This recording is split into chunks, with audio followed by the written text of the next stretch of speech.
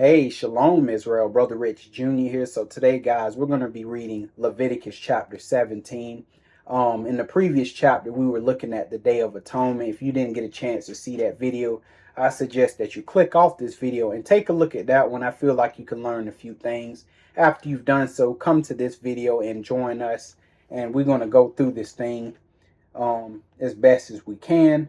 In this chapter, we're going to be dealing with a few laws that God put in place to keep Israel honest. Okay, so let's go ahead and get into this thing. Leviticus chapter 17 and verse 1.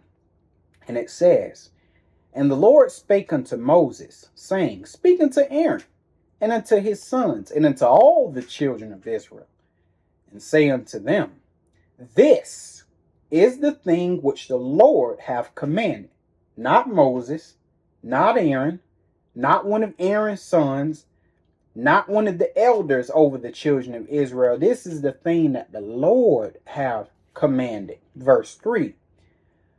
"What man soever there be of the house of Israel, the 12 tribes, that killeth an ox or a lamb or a goat in the camp, or that killeth it out of the camp, and bringeth it not unto the door of the tabernacle of the congregation to offer an offering unto the Lord before the tabernacle of the Lord, blood shall be imputed unto that man. He hath shed blood, and that man shall be cut off from his people." Now, you may be thinking, my goodness, that's harsh. But you got to understand, the children of Israel, they're a bunch of idol worshipers. In their mind, they're already thinking about the idolatry. So the Lord is putting laws like this in place to save Israel from themselves. Because unfortunately, let's just be real. If you give Israel a chance between doing evil and doing righteously or good, Israel is going to choose the evil way every time. So Israel cannot be given an option. Okay, I've learned this about this people. You have to keep an iron fist on them at all times. You got to keep your foot on their neck, unfortunately. Because these people being given any kind of breathing room or freedom, they will do evil every single time. This is why the Lord was so hard on Israel.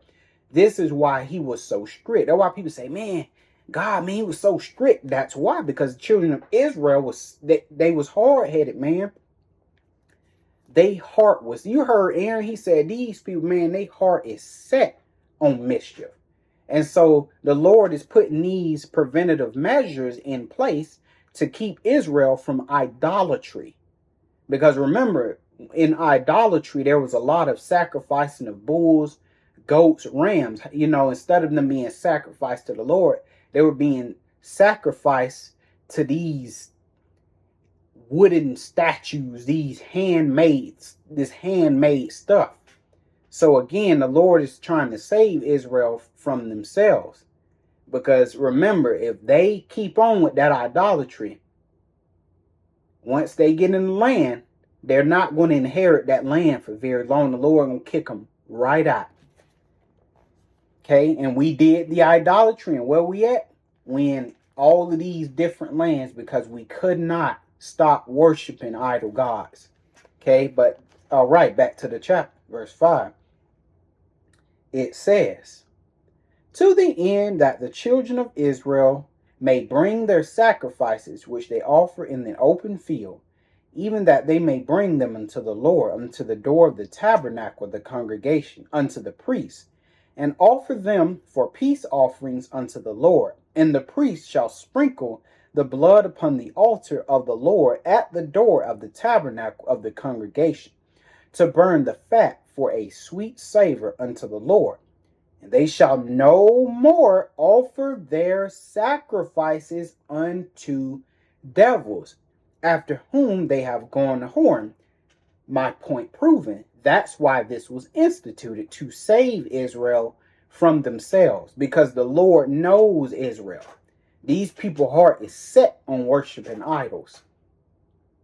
So I'm going to have it to where they cannot sacrifice any animal in the camp and out of the camp if it ain't for me. Anything outside of that hey, they have shed innocent blood, and guess what? That blood is going to be imputed to them. Okay? So this was meant to scare Israel and to serve in the Most High, because again, given the option, Israel going to do evil every time. So Israel, you must put a foot on their neck. You must put a foot on their neck. It sucks, but this is how it is. Because Israel cannot be given the option of doing good or doing evil. You can't. They need a heavy hand on them. All right? But with mercy. But yet a heavy hand. Because the Lord was still merciful, but he had a heavy hand on the children of Israel. Okay, verse, let's see, 7. Okay, yep, and it says, they shall no more offer their sacrifice unto devil, after whom they've blown the horn. This shall be a statute forever unto them throughout their generations. Verse 8. And thou shalt say unto them, whatsoever man there be of the house of Israel, or of the strangers which sojourneth among you, that offereth a burnt offering or sacrifice, and bringeth it not unto the door of the tabernacle of the congregation to offer it unto the Lord, even that man shall be cut off from among his people. Now, when it says of the strangers, this is not talking about the heathen. This is talking about Israelites that were not homeborn, but yet they came back into their homeland, okay, to sacrifice unto the Most High.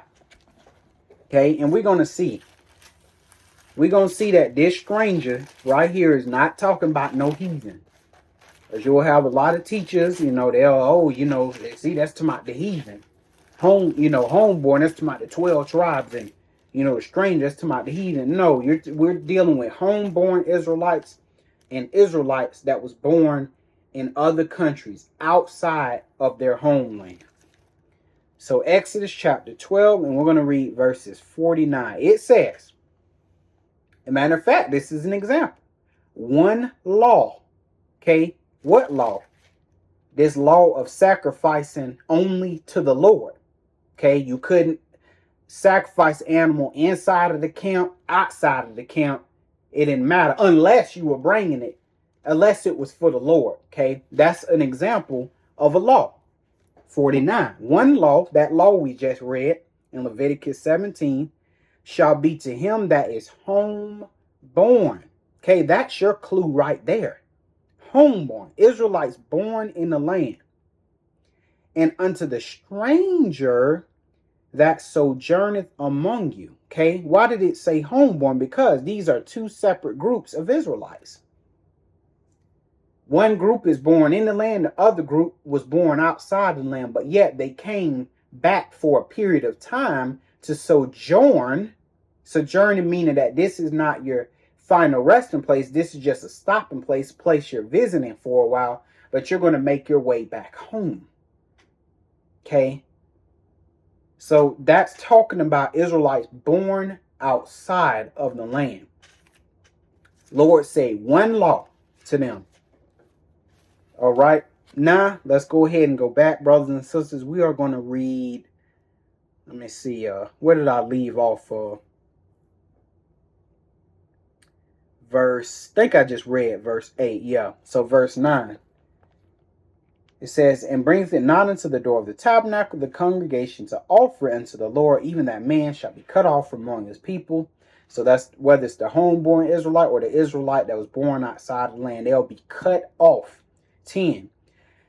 And whatsoever man there be of the house of Israel, or of the strangers that sojourn among you, homeborn and one that's not homeborn, okay, that eateth any manner of blood, and we always seen Paul talking about this, I will even set my face against that soul that eateth blood, and will cut him off from among the people. Now, in this sense, he's more so talking about those Israelites outside, that was born outside the land, because in those heathen countries, just like here in America, they don't have any laws that regulate the food they can eat, that they can eat and they shouldn't eat. They don't have that like we had in our land. Okay, like God had the dietary law.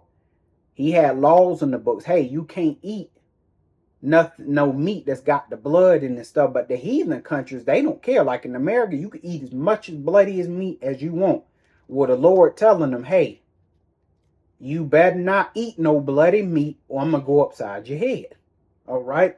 Let's go real quick to the book of Acts.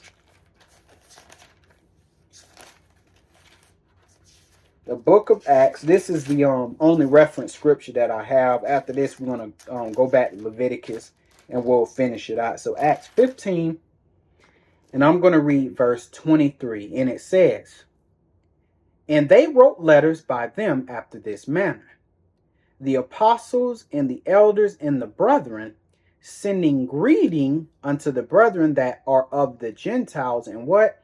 Antioch and Syria and Cilicia. Okay, so these are the apostles and the elders and the brethren sending letters out to who? These Israelites in Antioch, Syria, and Cilicia, warning them about what? Leviticus chapter 17 and verse 10. That's what he's warning about. And that's why this was written here, because the Lord knew there was a time that would come where there would be Israelites that would be strangers, born outside of the land, considered Gentiles by their homeborn brothers and sisters.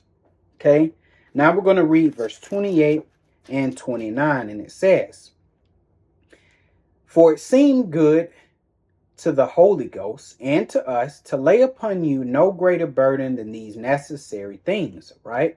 29, that you abstain from meats offered to idols, and what? From blood, and from things strangled. So the Lord is, so once again, this is being emphasized, just like in Leviticus, no bloody meat, and from fornication. And fornication here, yeah, you could, yeah, the sexual sin, but this is more so referring to idolatry, because idolatry is also fornication. From which, if you keep yourselves, you shall do well. Fare ye well. Okay. Now, we're going to go ahead and go back, brothers and sisters, and we're going to read the rest of this out. Verse 11, and it says, for the life of the flesh is in the blood. Okay, and over here in America, I can attest, brothers and sisters. Some of y'all can attest that live here. You got a lot of Israelites and a lot of heathen eating a whole lot of bloody meat. Okay, and I have given it to you upon the altar to make an atonement for your souls. For it is the blood that maketh an atonement for the soul. Therefore I said unto the children of Israel, no soul of you shall eat blood, neither shall any stranger that sojourneth among you eat blood. And whatsoever man there be of the children of Israel, or of the strangers that sojourn among you, which hunteth and catcheth any beast or fowl that may be eaten, he shall even pour out the blood thereof, and cover it with dust. And there's a whole lot of Israelites, they don't do none of that mess. They eating bloody meat because the heathen eating bloody meat. The heathen say it's okay. Hey, so Israel eat bloody meat. Because after all, the heathen say it's okay. So what's wrong? But the Lord say don't do it. Verse 14. For it is the life of all flesh. The blood of it is the life. The blood of it is for the life thereof. Therefore I said unto the children of Israel, ye shall eat the blood of no manner of flesh, for the life of all flesh is in the blood thereof. Whosoever eateth it shall be cut off. 15. And every soul that eateth that which died of itself, or that which was torn of beasts, whether it be one of your own country or a stranger, see is making that difference?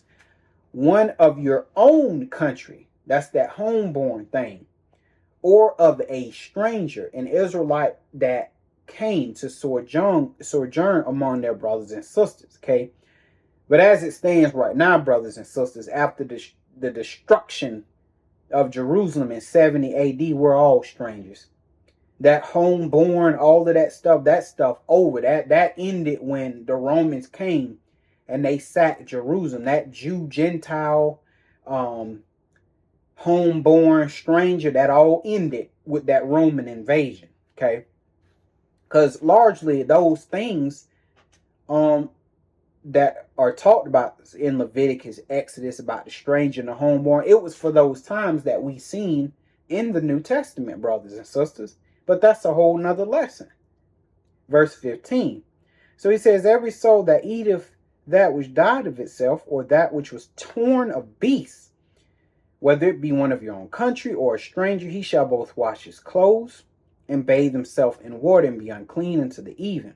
Then shall he be clean. But if he wash them not, nor bathe his flesh, then he shall bear his iniquity. And I hope you got some understanding, brothers and sisters, and I will see you in the next chapter. Shalom.